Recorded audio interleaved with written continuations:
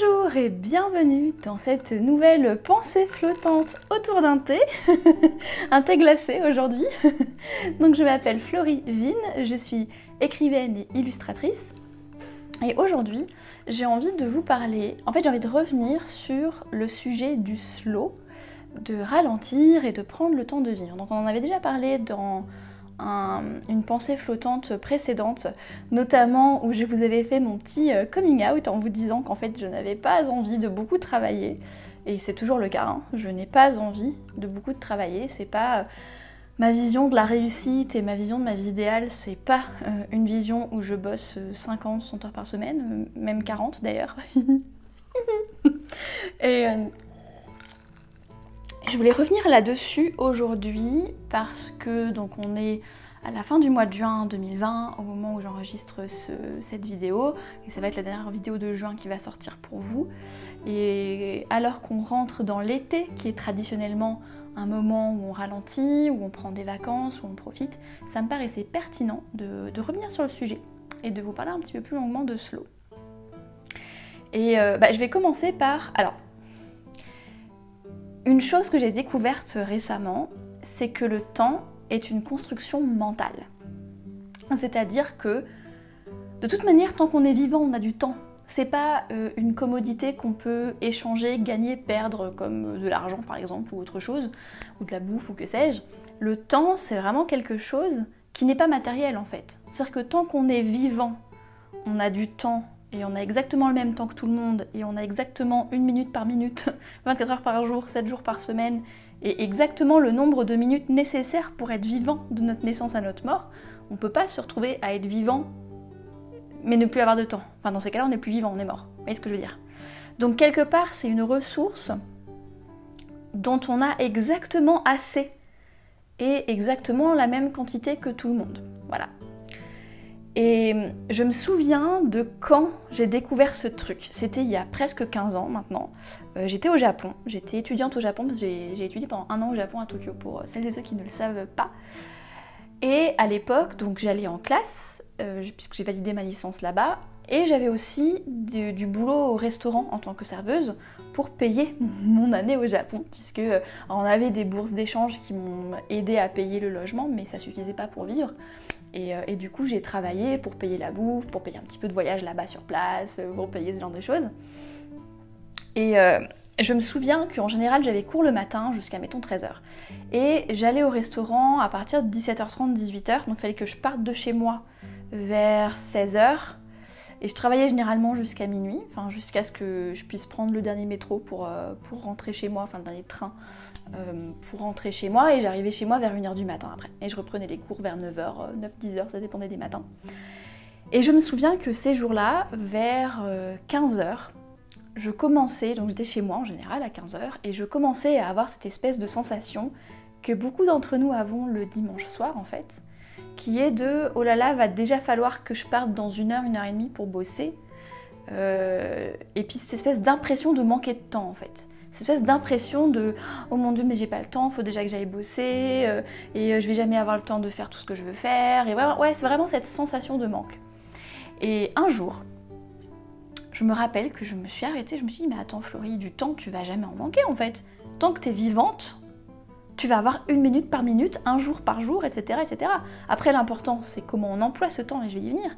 Mais le temps en lui-même, il va jamais manquer en fait. Et le jour où j'ai fait cette espèce de prise de conscience, cette espèce de retournement dans ma tête, où le temps, c'est pas une ressource qui peut disparaître en fait, c'est quelque chose qui ne me manquera jamais jusqu'à la fin de ma vie, bah ça m'a complètement... En fait, ça a entamé un changement complet de perspective. Et notamment, c'est ce qui m'a fait comprendre que le temps est une construction mentale. Donc ce n'est pas une marchandise, une ressource, comme peuvent l'être d'autres choses, surtout vu comme c'est vu dans la société marchande, mais c'est uniquement une construction mentale. C'est une manière dont on découpe notre vie, qu'on utilise déjà pour s'organiser en société, pour se retrouver tous à la même heure et faire en sorte que toutes les choses marchent alors qu'on est plusieurs millions, milliards et qu'il y a plein de choses à coordonner. Donc c'est comme une sorte de standard que nous employons tous et toutes pour pouvoir arriver à la même heure et faire les choses et se coordonner. Mais au-delà de ça, d'un point de vue individuel, le temps est une construction mentale. pourquoi j'avais envie de vous parler de ça aujourd'hui. Je vous préviens, les pensées flottantes, c'est pas du tout scripté, donc je sais pas du tout où je suis en train d'en venir là, mais... Vu que le temps est une construction mentale, le manque de temps est une construction mentale aussi. C'est-à-dire qu'un truc que j'ai découvert assez récemment, parce que j'étais très stressée ces dernières semaines, notamment parce que j'ai pas pu prendre de vacances au printemps comme je le fais d'habitude avec le confinement, et aussi parce qu'on approche de la date de sortie de mon jeu, on a fait des aperçus presse cette semaine, donc voilà, beaucoup de choses à penser, mon cerveau doit se diviser en plein de choses en ce moment, et j'ai pris conscience que le stress était vraiment dans la tête, parce qu'il y a eu des périodes de ma vie où j'avais objectivement beaucoup plus d'heures de travail, beaucoup plus de choses à penser, mais où je n'étais pas aussi stressée. Alors que là, on est en confinement, ça fait des mois que j'ai pas voyagé, donc il y a plus côté, faut se lever tôt, faire la valise, aller à l'aéroport, enfin toute cette charge mentale là, en ce moment je ne l'ai plus. Et malgré tout, je me suis retrouvée vraiment très stressée, alors que j'ai pas de temps de transport pour aller au boulot puisque je travaille de la maison, alors que j'ai pas de voyage, alors que j'ai pas de... Et je me suis dit, tiens, le stress il est dans la tête, c'est une construction mentale comme le temps. Et qu'on peut avoir un emploi du temps très libre, et être très libre de son temps, parce que moi en me mettant à mon compte, c'était l'un des objectifs principaux, et c'est un objectif qui est atteint, c'est que j'ai une grande liberté sur mon temps, qui est d'ailleurs une immense chance pour laquelle je ressens énormément de gratitude, et où je comprends mon privilège par rapport à ça, parce qu'il y a beaucoup de personnes qui ont très peu de liberté sur leur temps. Mais malgré ça, malgré le fait que j'ai travaillé et que j'ai pris des risques et que j'ai construit cette réalité pour moi-même aujourd'hui qui est d'avoir de la liberté avec mon temps, je me suis retrouvée ces dernières semaines avec autant de stress, voire plus de stress qu'à l'époque où j'étais salariée et où j'avais beaucoup moins d'agence en fait, de liberté sur mon temps. Et du coup c'est là que je me suis dit, en fait, on pense que le stress et tout ce qui va avec, c'est le fait d'avoir matériellement trop de choses dans notre journée, mais ce que j'ai envie de proposer aujourd'hui, c'est que c'est une construction mentale et qu'on peut avoir des journées très chargées, avoir un travail, avoir une famille, avoir des tas de responsabilités d'adultes, des urgences, des imprévus, des choses comme ça, mais que par notre état d'esprit, par notre vision des choses, par notre choix de perception du monde, par notre qualité de conscience, comme dirait Schopenhauer, j'ai l'impression que je le cite dans tous les trucs que je fais en ce moment, mais c'est hyper important cette notion de qualité de conscience. Donc par notre qualité de conscience, par notre vision du monde, par notre perception du temps, on peut ne pas être stressé par rapport à ça. Et j'ai même l'impression, là je vous parle d'expérience personnelle, c'est que plus je suis stressée, plus je perds d'énergie à cause de ce stress-là, moins je suis, on va dire, posée, rationnelle, pour vraiment prendre les problèmes les uns avec les autres, plus je me sens dépassée par les choses, plus je me sens surmenée et submergée par les choses, moins je suis efficace en fait.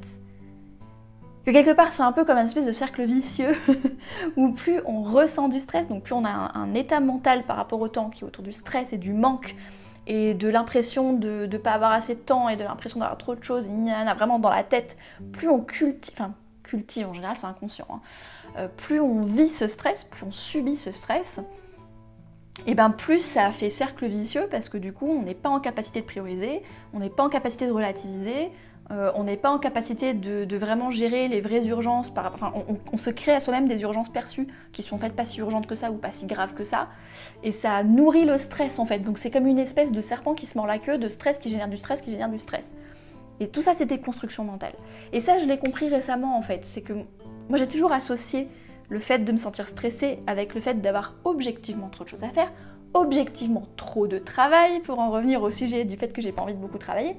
Mais en fait, il ne suffit pas de ne pas beaucoup travailler pour être libéré de cette sensation-là de stress, de pas assez, de choses comme ça. En gros, la société hyper productive dans laquelle on vit aujourd'hui, qui nous pousse à être rentable, qui nous pousse à être utile, qui nous pousse à être productif, qui nous pousse à nous dire qu'on n'a pas de valeur si on ne produit pas quelque chose, et si on va le dire clairement, qu'on n'a pas de valeur si on ne génère pas de l'argent pour l'économie, et si on ne génère pas de l'argent pour notre employeur.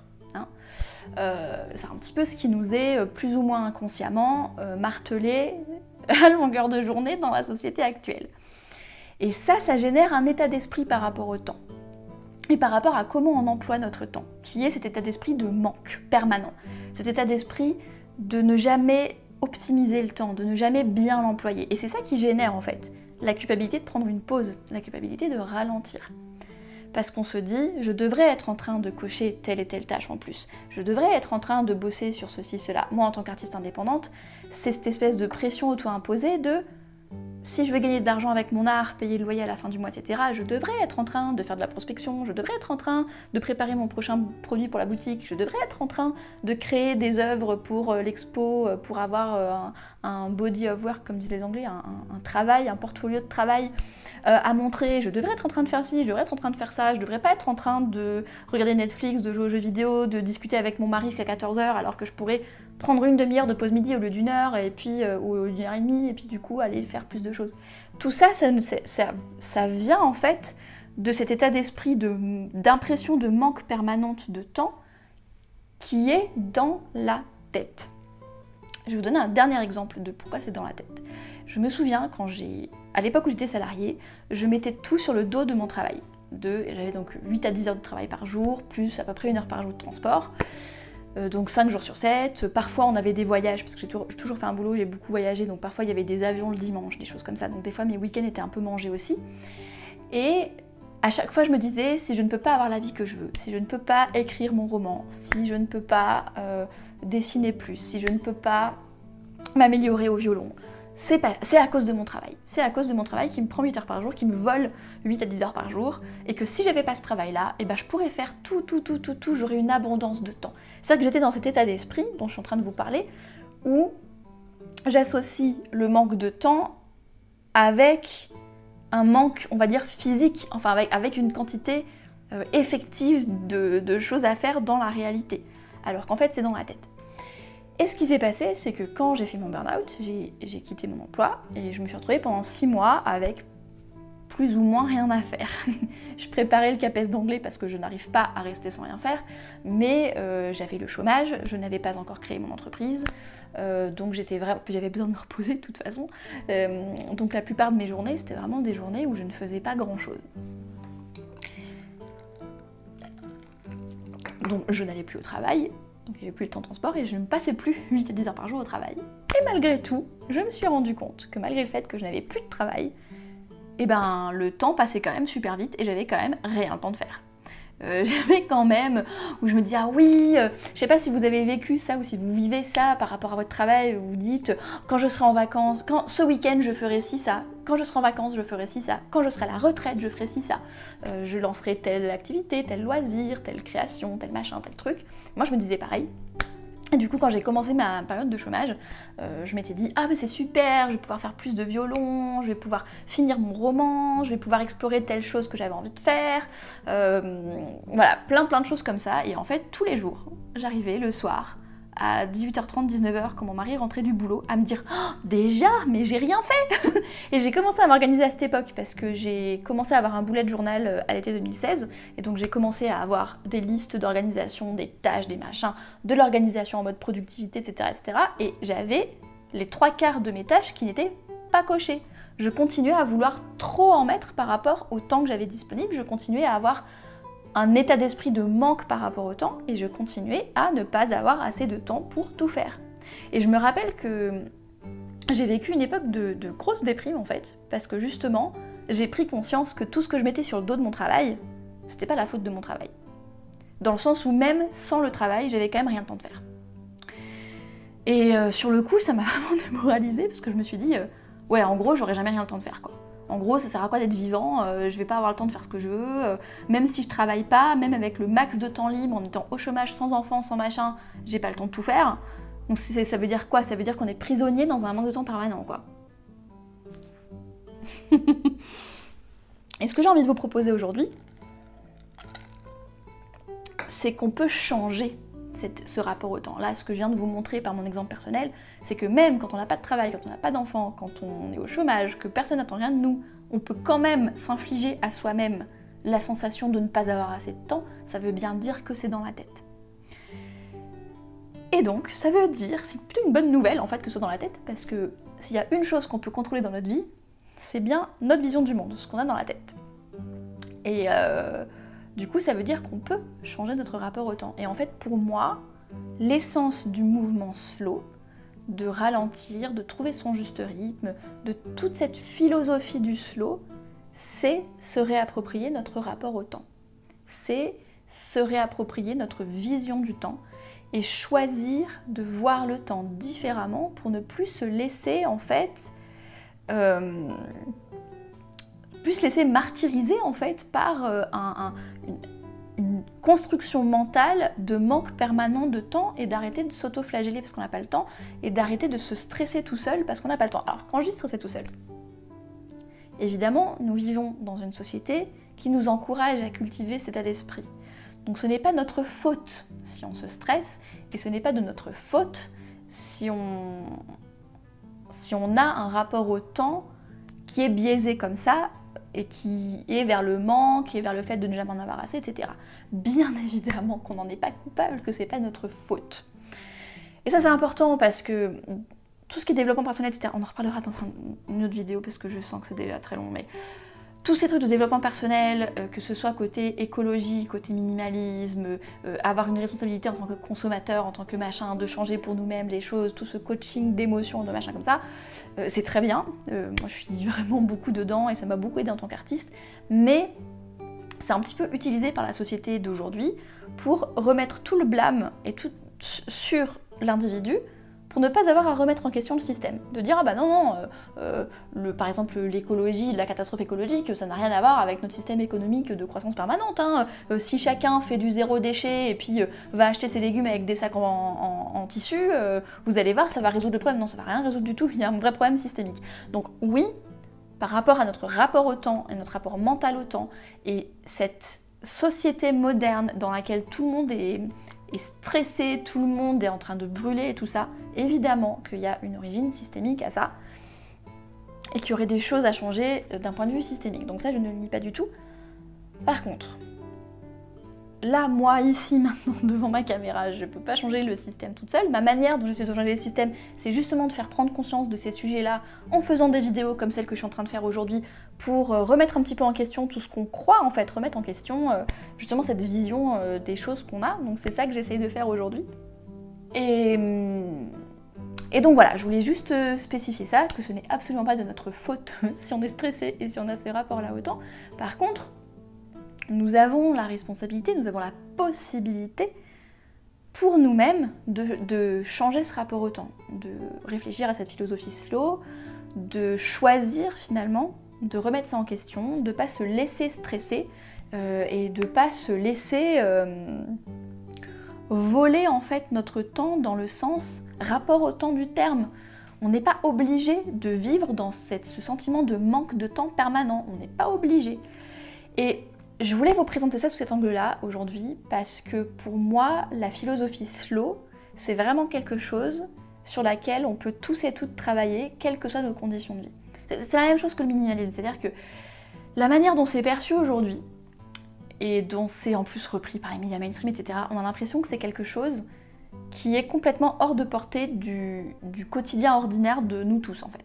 On a l'impression que pour être minimaliste, il faut avoir une maison vide avec juste un matelas par terre, etc. Et c'est complètement impossible pour la grande majorité d'entre nous, qu'on ait des enfants ou pas d'ailleurs, on n'a pas forcément envie en plus de sacrifier notre confort matériel.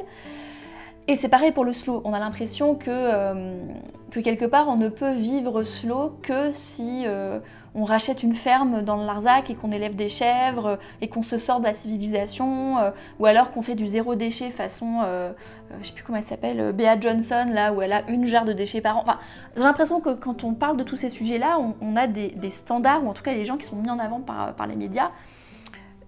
C'est complètement hors du vrai monde. Et on a tendance à se dire, en tout cas moi, c'est quelque chose que je me suis dit pendant des années quand j'ai exploré la philosophie slow. J'ai passé des années à me dire, ils sont bien gentils, mais ça s'applique pas à moi, quoi. J'ai des études à faire, un boulot étudiant à faire encore le soir et le week-end, il faut que je me décroche mon diplôme, puis après, une fois que j'étais salariée, c'était, faut bien que je gagne de l'argent, faut bien que je paye le loyer monstrueux que j'avais à Paris, il faut bien ceci, il faut bien cela, enfin... Après, quand on commence à avoir une famille, on va bien s'occuper des enfants, et on a un peu cette impression que de réfléchir à ne plus stresser, etc., c'est comme si c'était un peu un privilège qui est accessible à très très peu de personnes, qui sont des personnes qui ont justement le privilège de moins travailler, le privilège peut-être de faire garder leurs enfants ou de déléguer le ménage et les choses comme ça à d'autres personnes, etc. Alors oui, c'est vrai que c'est plus facile d'être serein quand on peut déléguer une partie du travail, quand on a le luxe de pouvoir moins travailler, etc. Ça c'est vrai. Encore une fois, je sais pas trop si c'est vraiment le genre de sujet qui est pertinent pour cette chaîne parce qu'on n'est plus sur des problématiques systémiques et sociales, mais c'est vrai. Cela étant, je pense que la majorité d'entre nous, ici en France, si vous regardez cette vidéo, avec un style de vie français, même avec peu d'argent, même avec peu de temps concret, ça avec beaucoup d'heures de travail, etc., je pense sincèrement qu'on peut tous et toutes gagner à réfléchir à cette philosophie slow et qu'on peut tous et toutes gagner à repenser notre rapport au temps, à se réapproprier notre rapport au temps, à considérer la manière dont on voit notre temps avec intention. Et je pense qu'on a tous et toutes à y gagner en sérénité, même quand objectivement on a une vie très occupée, d'adulte actif, qui a un travail, qui élève des enfants peut-être, qui a toutes les responsabilités d'adulte, etc., etc. Je pense sincèrement que c'est possible et c'est ça que j'ai envie de partager avec, notamment avec les vidéos slow de cette chaîne et avec cette vidéo-là en particulier. J'ai envie de vous dire que c'est possible en fait. C'est possible de remettre en cause notre état d'esprit vis-à-vis du temps, même sans quitter son job, même sans démissionner, même sans payer une femme de ménage, même sans aller déménager dans le Larzac. Voilà, donc ça c'est quelque chose que j'avais envie de vous dire pour... Enfin je dis pour commencer, mais ça fait déjà plus de 20 minutes que je parle. Et le premier élément pour faire évoluer notre état d'esprit, c'était de prendre conscience de l'état d'esprit qu'on a et de prendre conscience qu'on peut choisir de voir les choses différemment. Et je vais vous donner un exemple concret. Je crois que c'est un commentaire que l'un d'entre vous a laissé sous la vidéo précédente où je vous parlais de ralentir et de pas beaucoup travailler, de choses comme ça. Donc l'une d'entre vous m'a dit qu'elle a pris conscience que dans son temps, le fait de prendre du temps pour elle, de faire du sport, de cuisiner ou quoi, avait autant le droit d'être dans son emploi du temps et avait autant de légitimité dans son emploi du temps que le fait d'aller travailler, remplir les obligations, être productif, etc. Et déjà merci beaucoup à la personne qui m'a laissé ce commentaire si tu regardes cette vidéo, parce que c'est un exemple concret de comment on peut changer notre état d'esprit par rapport au temps sans changer l'emploi du temps en lui-même. C'est-à-dire que oui, elle a tout à fait raison en fait. Et j'en ai pris conscience en lisant son commentaire parce que moi ça fait partie des choses avec lesquelles j'ai beaucoup lutté en tant qu'artiste indépendante. C'est que j'ai été une boss encore pire avec moi-même que l'ont été tous mes boss réunis depuis que je travaille. C'est que j'ai fait du présentéisme du freelance, quoi. C'est-à-dire que j'étais dans mon ordinateur de 9h à 19h, en prenant à peine de pause midi, en prenant quasiment pas de pause dans la journée, parce que inconsciemment, j'avais cet état d'esprit que le temps passé à travailler, à produire, que ce soit produire en tant que freelance pour mes clients, ou à produire pour mon art, pour développer ma carrière, etc., c'était plus légitime, ça avait plus d'importance que le fait de prendre mon temps le matin, de faire du sport pour prendre soin de ma santé, de passer du temps avec mon mari le soir au dîner tranquillement, d'appeler mes amis, enfin toutes ces choses-là. C'est comme si toutes ces choses-là, elles avaient moins de légitimité, et même de créer mon art. Hein. J'ai eu une époque où j'ai fait une grosse remise en question de comment je gérais les choses, parce qu'en fait je passais mon temps à faire que bosser, et que l'écriture et le dessin passaient à la trappe, parce que inconsciemment je me disais que ça avait moins de valeur en fait. Vous voyez, c'est ça. C'est que dans ce rapport au temps, cette construction mentale autour du temps, il y a la notion de à quoi on donne de la valeur. Et dans notre société, on a tendance à nous dire que les activités qui ont de la valeur sont les activités qui rapportent de l'argent, des activités qui sont productives, qui sont rentables, et que toutes les activités qui ne rapportent pas d'argent, donc comme le fait d'aller faire du sport le matin pour aller bien, s'occuper de sa santé, dormir 8 heures par nuit, être avec notre famille, avec nos amis, créer des choses, lire, se documenter, s'instruire, se divertir, s'évader, etc. On nous apprend que toutes ces choses-là n'ont pas de valeur parce que ça rapporte pas d'argent. Mais moi j'ai envie de dire merde à ça. Merde. Je ne vis pas pour que Jeff Bezos se fasse de la putain de thune. Je ne vis pas pour ça. Je vis pour vivre en fait. Je vis pour toutes ces choses-là que je viens de vous citer qui n'ont pas de valeur monétaire. M'occuper de ma santé, m'occuper de moi, passer du temps avec mes proches, sortir, marcher, lire, me documenter, me divertir, mais c'est tout ce que j'aime en fait dans la vie. Alors certes, aujourd'hui je suis dans une situation où je kiffe mon job, et il y a plein de choses que je fais qui sont de l'ordre du travail, que j'aime beaucoup faire, mais ça reste du travail, ça reste un des aspects de ma vie. Oui, je suis plus épanouie en tant qu'être humain si mon travail me plaît, si je me sens utile, si j'ai un sentiment d'accomplissement parce que je me rends compte que des gens achètent mes produits sur ma boutique et que ça fait trop plaisir, ou que des gens s'intéressent à mon art et ça fait trop plaisir. Et oui, ça fait partie de mon sentiment d'accomplissement, mais c'est pas tout. Ça rejoint ce que je vous disais la dernière fois sur le fait que j'ai pas envie de travailler 50 heures par semaine. Ma vie ne se limite pas à ça, mon existence humaine, ma raison d'être sur cette terre ne se résume pas à mettre de la force de travail dans l'économie pour qu'on puisse avoir une croissance économique. Bon sang, ma vie se résume pas au PIB de la France, quoi. Non. Et prendre le temps d'aller courir le matin parce que je trouve ça cool avec mon petit podcast, prendre le temps de dîner avec mon mari au lieu de bosser jusqu'à 20h, prendre le temps de toutes ces choses-là, c'est ce qui fait que ma vie mérite d'être vécue. Donc à un moment, merde. Et donc ce commentaire est tout à fait vrai. Toutes ces activités-là ont tout autant le droit d'être dans mon emploi du temps que les activités productives. Et vous voyez, ça, c'est un exemple de reprogrammation de mes pensées par rapport au temps et de reprogrammation de mon rapport au temps. Et donc c'est ça, pour moi, qu'apporte la philosophie slow. C'est de se réapproprier notre philosophie de vie par rapport au temps. Parce que si on ne le fait pas, qu'est-ce qui va se passer? Ça va être la grosse machine capitaliste moderne machin qui nous dit ce que c'est notre temps. Et qu'est-ce qu'elle nous dit? Elle nous dit votre temps, c'est de vous épuiser pour que nous on se fasse de l'argent. Et ben moi, j'ai envie de dire merde à ça. Merde. J'aime bien quand je suis passionnée comme ça. Donc, réapproprions-nous notre rapport au temps. Donc j'ai envie d'aborder le slow en tant qu'artiste, avec cet état d'esprit-là, avec cette idée de se réapproprier notre rapport au temps, avec cette idée de remettre de l'optimisme et de la joie dans notre vie, plutôt que d'être stressé et d'être comme des hamsters dans des roues, à être stressé en permanence, à avoir un sentiment de manque permanent. Ce que j'ai envie d'apporter, c'est le fait d'avoir de la joie dans notre vie, de faire de la place à la joie dans notre vie, de faire de la place à l'optimisme dans notre vie, de faire de la place à l'enthousiasme, à la créativité dans notre vie, de faire de la place à ce qui nous rend humains, parce qu'on n'est pas des machines, on est des humains. Et ça passe par le fait de reprogrammer notre propre rapport au temps, et d'oser ralentir, et d'oser se dire, ben ça a autant le droit d'être dans mon emploi du temps que mon travail, c'est tout. Et ce qui m'amène à une chose que j'ai créée en tant qu'artiste pour repenser notre rapport au temps. Donc c'est un truc que j'ai créé là sur le mois de juin en m'écoutant, on en reparlera, mais j'ai vachement travaillé sur mon rapport à moi-même, mon amour de moi, à accueillir et à accepter qui je suis en tant qu'artiste ces derniers temps. On en fera une ou plusieurs vidéos si ça vous intéresse, dites-le moi. Mais une des conséquences de ça, c'est que j'ai complètement... Maintenant j'assume complètement le fait que vous avez pu constater ces dernières semaines de vous dire que je suis une artiste slow et que je n'ai pas envie de travailler dur.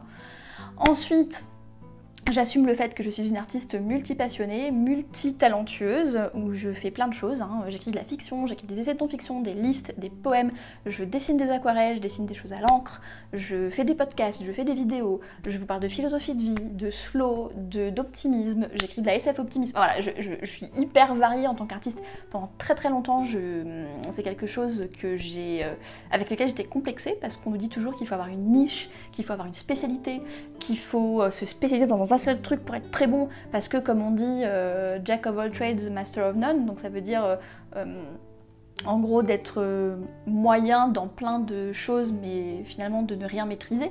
Donc on nous encourage, encore une fois, mais je suis sûre que c'est la même chose que le rapport au temps, c'est qu'on nous encourage à nous hyper spécialiser pour que notre force de travail rapporte encore plus d'argent à Jeff Bezos. Bon, le pauvre, c'est pas que lui, mais voilà. Donc là c'est pareil, c'est aussi se réapproprier qui on est et oser ne pas être dans les cases de la société. J'en ferai une vidéo dédiée parce que je suis sûre que ça fait déjà une demi-heure que je parle là. Mais le fait est que du coup, j'ai complètement assumé le fait d'être une artiste multipassionnée et atypique, et du coup j'ai créé un produit qui est le reflet de mes multipassions et qui est atypique aussi, qui s'appelle le kit estival. Donc j'aimerais bien faire des kits un petit peu toutes les saisons, mais pour l'instant c'est pour l'été, donc pour juillet, août, septembre. Le thème c'est slow, prendre le temps de vivre. parce que ça me paraît pertinent en ce moment, comme je vous ai expliqué en début de vidéo. Et l'idée, c'est qu'on aborde ensemble, justement, notre rapport au temps, mais via des exercices créatifs. C'est sympa, c'est ludique, voilà, j'ai vraiment voulu que c'est une espèce de melting pot de plein de choses. Il y a des petites cartes illustrées motivantes, il y a des fonds d'écran un peu en mode minimal avec ma petite aquarelle, etc. que vous pouvez mettre sur votre ordinateur, votre téléphone. Il y a des calendriers aussi que vous pouvez imprimer, c'est un truc complètement numérique. Des calendriers que vous pouvez imprimer et vous pouvez faire vos petits trackers d'habitude ou mettre votre petite gratitude dans les trucs des calendriers, voilà, vous pouvez en faire ce que vous voulez. Il y a un essai sur le slow justement. Si vous voulez vous poser, c'est un PDF, vous pouvez l'imprimer ou le mettre sur une tablette et vous poser pour lire un petit peu tout ça, pour déjà entamer la réflexion. Et après, il y a tout un livret d'exercices créatifs autour du journal, donc des questions de journal pour explorer votre propre rapport au temps, des affirmations slow, tout un tas de choses un petit peu de ce genre-là, pour vous inciter à ralentir cet été, pour vous inciter à repenser votre rapport au temps cet été, et de manière vraiment où je vous le mets à votre service en tant qu'artiste, donc avec mes outils d'artiste, donc d'écriture créative, avec mes petites illustrations, avec ces choses-là. Et donc il y a aussi un PDF de point du mois en mode slow et optimiste avec un guide audio.